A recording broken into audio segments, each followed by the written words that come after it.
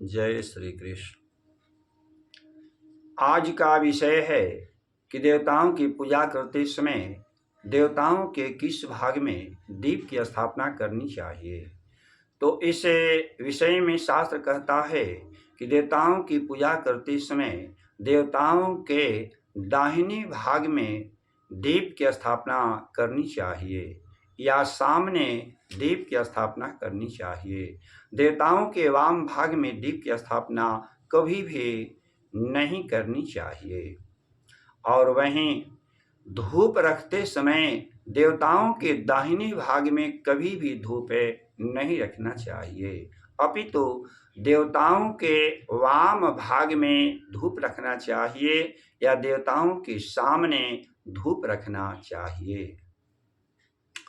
इस विषय में मंत्र महोदधि में वर्णन है कि जब घृत का दीप स्थापित करना हो तो घृत का दीप देवताओं के दाहिने भाग में ही स्थापित करना चाहिए, और जब तेल का दीप स्थापित करना हो तो तेल का दीप देवताओं के वाम भाग में ही स्थापित करना चाहिए।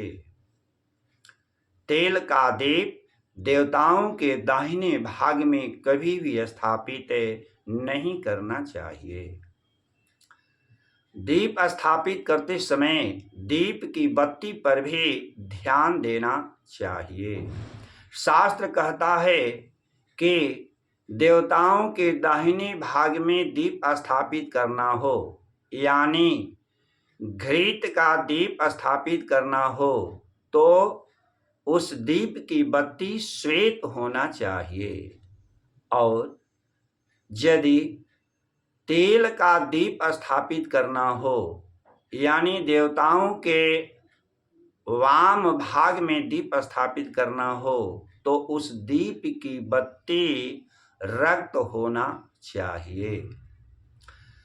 शास्त्र यह भी कहता है कि स्थापित बत्ती गंदा नहीं होना चाहिए, दूषित नहीं होना चाहिए, अर्थात उस दीप की बत्ती साफ सुथरा होना चाहिए, एवं दीप का पात्र भी टूटा फूटा हुआ नहीं होना चाहिए, और घृत में तेल का मिश्रण करके दीप नहीं जलाना चाहिए।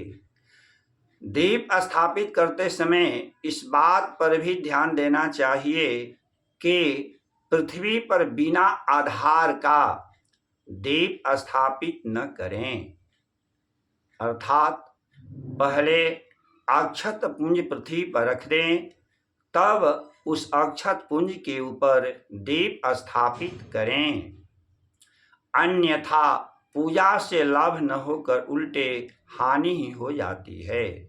शास्त्र कहता है कि बिना आधार का दीप स्थापित करने से, अर्थात पृथ्वी के ऊपर बिना अक्षत पुंज रखकर दीप स्थापित करने से दरिद्रता ग्रस लेती है।